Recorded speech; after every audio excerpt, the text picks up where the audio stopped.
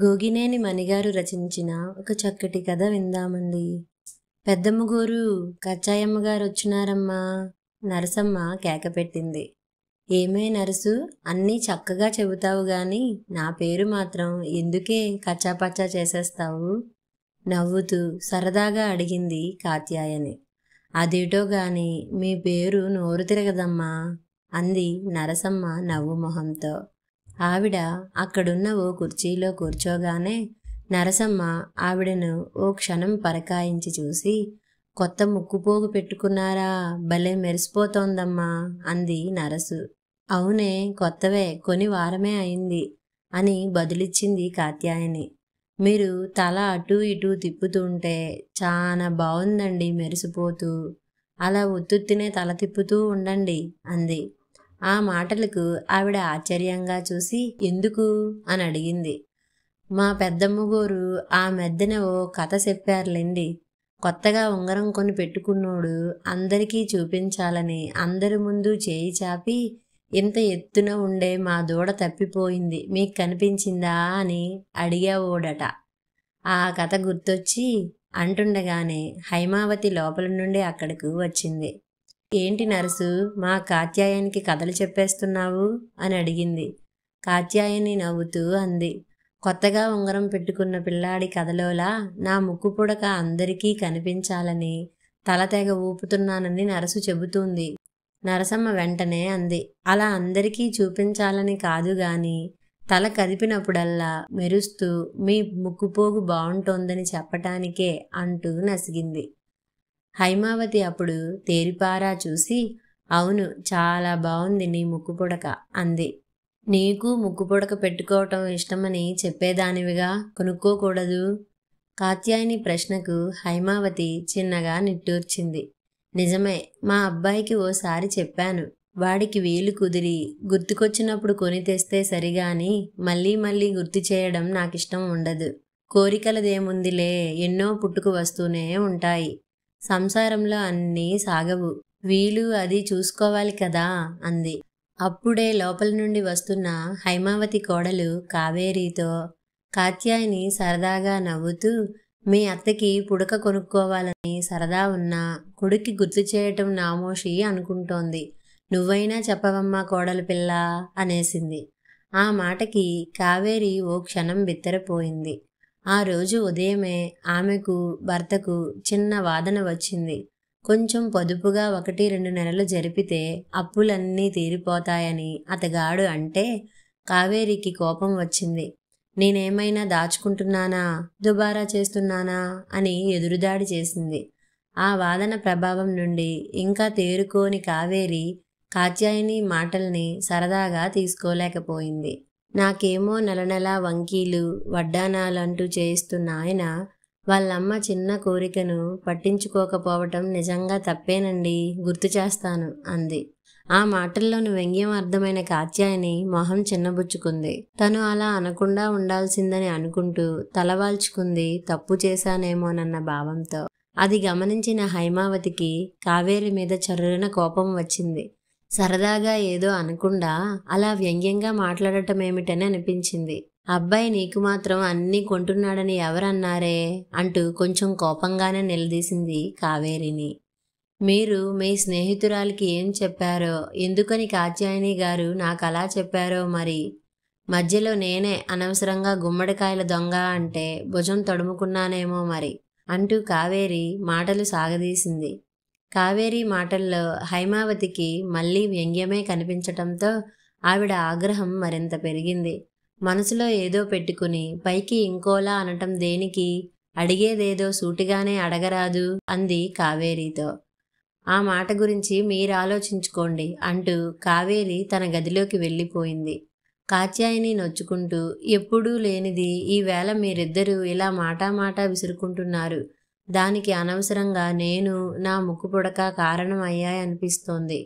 మార్కెట్కి వచ్చి మధ్యలోనే కదా మీ ఇల్లు, కాసేపు కూర్చొని వెడదామని వచ్చాను అంటూ లేచి నిలబడింది. హైమావతి ఆవిడికి నచ్చచెప్పింది. నువ్వలా అనుకోకు. ముక్కు పుడక కారణంగా మనసులోని మాటలు పైకి వచ్చాయని అనుకోవాలే గాని నీదేముంది అంటూ గేటు వరకు వెళ్ళి ఆవిడను సాగనంపి లోపలికి వచ్చింది హైమావతి. తను తప్పుగా మాట్లాడానేమోనని నరసమ్మ బాధపడుతూనే పనులన్నీ ముగించుకొని వెళ్ళిపోయింది. అత్తాకోడళ్ళిద్దరూ ఆ రోజంతా అలా ముభావంగానే ఉండిపోయారు. సాయంకాలానికి ఇంటికి వచ్చిన తండ్రి కొడుకులిద్దరికీ ఇంటి వాతావరణంలో వచ్చిన మార్పు తెలిసింది గాని ఎవరూ కారణం ఏమిటని అడగకుండా మౌనంగానే ఉండిపోయారు. ఎవరి పనులు వాళ్ళు భోజనాలు కానిచ్చారు. గదిలో కూర్చొని ఆఫీస్ పని చూసుకుంటున్న ప్రకాశంతో కావేరి తన గోడు వెళ్ళబోసుకుంది. మీరేమో నాకు పొదుపు గురించి ఉపన్యాసాలు ఇస్తారు, అవతల అత్తగారేమో తన చిన్న చిన్న కోరికలు కూడా తీరటం లేదని అక్కసు చూపిస్తారు. మధ్యలో తిప్పలు నాకు. కాత్యాయని గారి వేళొచ్చారా? మీ అత్తగారికి ముక్కు పుడక కొనాలని మీకు గుర్తు చేయమని చెప్పేసరికి సిగ్గుతో చచ్చాను. మీరు శ్రద్ధ పెట్టడం లేదని అత్తయ్య ఆవిడతో చెప్పబట్టేగా అలాంటి సలహా ఇచ్చారు అంది. అతను తలెత్తకుండానే పరధ్యానంగా అవును నిజమే, అమ్మ ఎప్పుడో అడిగింది అనగానే కావేరికి చిరాకు వచ్చేసి మీతో కష్టం సుఖం చెప్పుకోవటానికి లేదు అంది రుసరుసలాడుతూ.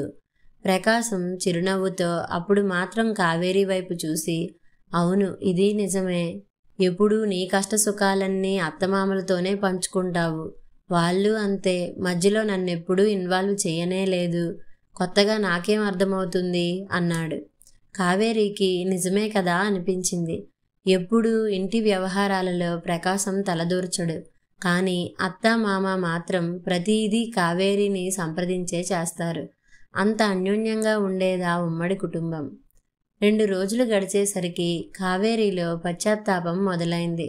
అనవసరంగా తానే తొందరపడి అత్తగారు నొచ్చుకునేట్లుగా మాట్లాడిందేమో. 2 పిల్లల చదువు సంధ్యలతో సంసారాన్ని గుట్టుగా నడుపుకు వస్తున్న తమకి అత్తామామలిద్దరూ అన్ని విషయాల్లోనూ సహకరిస్తారే తప్ప ఎప్పుడూ తమని తప్పు పట్టలేదు. ఇంట్లో అందరిది ఒకే మాటగా సాగిపోతోంది. అందుకే తను అలా వ్యంగ్యంగా మాట్లాడినందుకు అది పైవాళ్ళున్నప్పుడు కోపం వచ్చి ఉంటుంది. తప్పు తనదే అనుకుంటూ కావేరి పశ్చాత్తాపపడింది. కానీ అత్తగారితో మాటలు కలపటానికి మొహమాట పడింది. ఏం మాట్లాడాలో ఎలా మాట్లాడాలో తెలియనట్లు మిన్నకుండిపోయింది. అత్తగారు అంతే. తన మాటలు అసలు కావేరి వినే ఉండదు. అత్తగారిని ఎంతో ప్రేమగా చూసే కావేరికి కాత్యాయని అలాంటి సలహా ఇచ్చేసరికి కావేరికి బాధతో కోపం వచ్చి ఉంటుంది. ఎవరికైనా అంతేగా. అలా అర్థం చేసుకోకుండా అనునయంగా మాట్లాడకుండా చిన్నపిల్ల కోడలపై రుసరుసలాడింది. పెద్దదానిగా బాధ్యత మరిచి ఆవేశపడటం తనదే తప్పు అనుకుంది. భర్తతో ఏం చెప్పినా ముందుగా కోడలికే చెప్పమనటం ఆయనకు అలవాటు కాబట్టి తన స్వగతం వెళ్ళబోసుకోవటం అనవసర ప్రయాస అనుకుని ఆవిడ మౌనం వహించింది. కోడలుతో మునుపటిలానే ఉండాలని మనసులో ఉన్నా ఊగిసలాటతో ముందడుగు వేయలేక దూరంగా మౌనంగా ఉండిపోయింది. అలా వారం రోజులు గడిచిపోయాయి. చతురోక్తులతో సరదాగా పనులు చక్కబెట్టుకునే అత్తాకోడళ్ళిద్దరూ అలా మౌనంగా ముభావంగా పనులు చేసుకోవటం చూసిన నరసమ్మ మనసులోనే మదనపడటం తప్ప ఏం చేయలేక నిట్టూర్చింది. ఆ రోజు 1 తారీఖు కావటంతో నరసమ్మ జీతం అడిగి తీసుకుంది.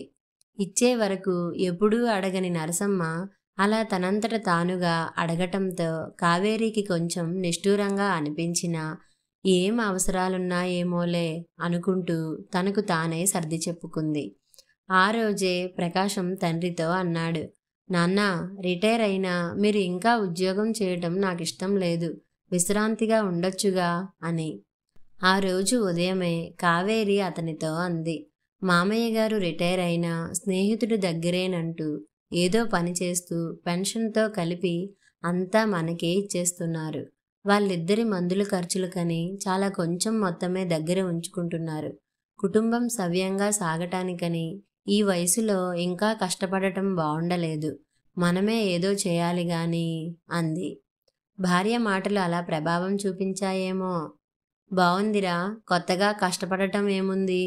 ఇంట్లో ఖాళీగా కూర్చోలేకనే కాలక్షేపం కోసం వచ్చిన అవకాశాన్ని కాదనుకోకుండా చేస్తున్నానంతే కదా అని తండ్రి తేల్చేసరికి ప్రకాశం ఏమీ మాట్లాడలేకపోయాడు. 2 రోజులు గడిచాక ఆ రోజు సాయంకాలం మాధవరావు భార్య హైమావతి చేతిలో చిన్న పెట్టెను పెట్టి ఏమిటో ఇన్నాళ్ళు అశ్రద్ధ చేశాను, నీ ఇష్టం సంగతి తెలిసినా గాని అన్నాడు. ఆ పెట్టి తెరిచి చూసేసరికి ఆవిడకు ఎర్రరాళ్ల ముక్కుపుడక కనిపించింది. తమ ఖర్చులకని ఉంచిన మొత్తంలో మిగిలినది అలా దాచి ఉంచి ఆయన కొన్నాడని ఆమెకు అర్థమై ఆనందంగా అనిపించింది. కాసేపటికే కొడుకు ఇంకో ముక్కుపుడక తెల్లరాళ్ళది తెచ్చి ఇచ్చేసరికి ఆవిడ ఆశ్చర్యపోతూ ఎందుకిప్పుడు అంది. ఏమోనమ్మా, అప్పు చేసైనా సరే కొంటే అప్పును బాధ్యతగా తీర్చగలం అంటూ నీ కోడలు పట్టుబట్టింది. ఆ మాటల్లో నిజముందని నాకు అనిపించింది. అందుకే. కొడుకు మాటలతో ఆనందం రెట్టింపై కోడలి వైపు అభిమానంగా చూసింది.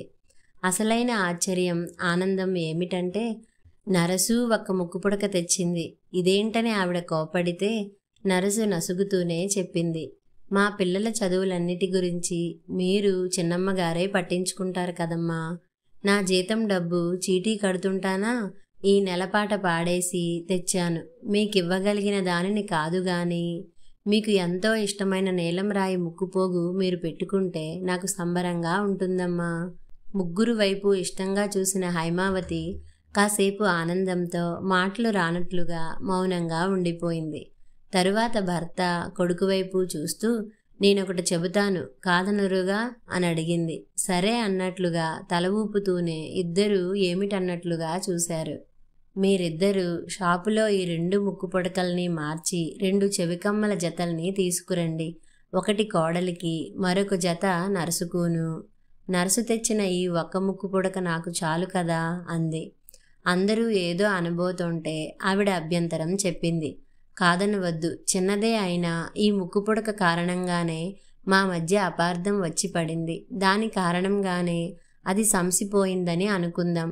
నేను మీ అందరి దగ్గర నుండి కోరుకునేది ఆ చిన్న గుర్తింపు, అభిమానమే గాని నగలు కానే కాదు.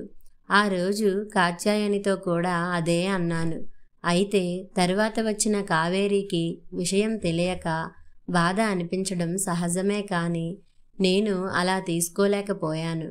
బయట వాళ్ళ ముందు ఎప్పుడూ నన్ను ఆదరంగా చూసే కోడలితో దురుసుగా మాట్లాడాను అని అంటుండగానే కావేరి వెంటనే వచ్చి అత్తగారి చేతులు పట్టుకుని ఆదరంగా, లేదు అత్తయ్య, నేనే గబుక్కున ఏదో చిరాకును బయట వాళ్ళ ముందు ప్రదర్శించాను. కాత్యాయని ఆంటీకి కూడా క్షమాపణ చెబుతాను. మీలా అందరినీ అభిమానించే మనిషి దొరకటం మా అదృష్టం మనస్ఫూర్తిగా అంది. వాళ్ళిద్దరినీ మళ్ళీ మునిపటిలా అరమరికల లేకుండా చూసిన నరసు సంబరపడిపోయింది. వెంటనే చిరునవ్వుతో, హైమావతి, అసలైన అదృష్టం నాది. నేను అందరి పట్ల చూపించే రవ్వంత ఆపేక్షకి 3 తిరిగి అందరి దగ్గర నుండి నాకు దక్కిందన్న భావమే ఆనందంగా ఉంది. భర్త కొడుకు అర్థం చేసుకోవచ్చును గాని బయట నుండి వచ్చిన కోడలి అభిమానం పొందటమే నాకెక్కువ అపురూపంగా అనిపిస్తుంది. పిండి కొద్దీ రొట్టెలా మనం చూపించే కాస్త అభిమానానికి మన సొంత మనిషిలా నరసు చూపించిన అభిమానం కూడా ఎంతో ఆనందం కలిగించింది. ఇంట్లో ఇలాంటి చక్కని వాతావరణమే ఉంటే ఎవరికైనా దానికన్నా విలువైనది, కోరుకోదగ్గది మరేం ఉండదు. ఎప్పటికీ మనం ఇలానే ఉందాం. ఈ ముక్కు పుడక మళ్ళీ మనందరినీ దగ్గర చేసింది. ఆ మాటలకు అందరి వదనాలపై ఆనందంతో చిరునవ్వులు వచ్చాయి. కథ సమాప్తం.